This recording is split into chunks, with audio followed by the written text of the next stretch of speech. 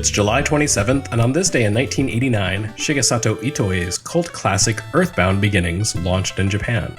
If ever there was a cult game, it was Nintendo's EarthBound. Heck, there's even a cult in the game. EarthBound's tone and style were like nothing else on Super NES, which is both why it didn't sell so well in the US and why those who did relate to its unconventional look and dialogue grew to be so passionate about it. The series developed a certain cachet and insider appeal, and that can be traced all the way back to its prequel, EarthBound Beginnings. Originally called Mother in Japan, Beginnings was one of many Dragon Quest-inspired RPGs to make its way to NES and Famicom in the late 80s. It was slated to be released in the US under the name EarthBound, and Nintendo Power in particular made a big deal about it. For various reasons, including poor timing and the fact that American gamers had basically seen Dragon Quest and said, no thanks, Nintendo decided not to publish Mother on NES. The Super NES sequel, Mother 2, actually did make its way to America in 1995 and salvaged the NES prototype's intended title for its own.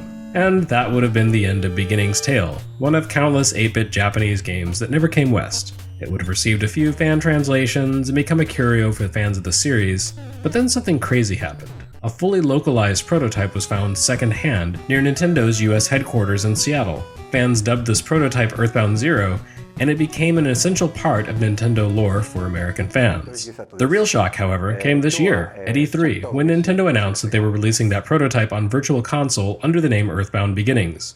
A particularly shocking move for a company so guarded and secretive. So now EarthBound Beginnings has been repatriated into the Nintendo fold, no longer shrouded in myth and infamy. And it turns out that as 8-bit RPGs go, it's okay. It draws heavily on Dragon Quest, and it treats the concept of balance like some bizarre foreign invention. It's grindy, it's primitive, and it's simple. And yet, it still possesses the same spark of whimsy mixed with wistfulness that made EarthBound for Super NES such a fan favorite. It's rough, but you can see the signs of greatness, and best of all, now you can do it legally, and for just a few bucks. For US Gamer, I'm Jeremy Parrish. Join us again tomorrow for the collision between golf and roleplay.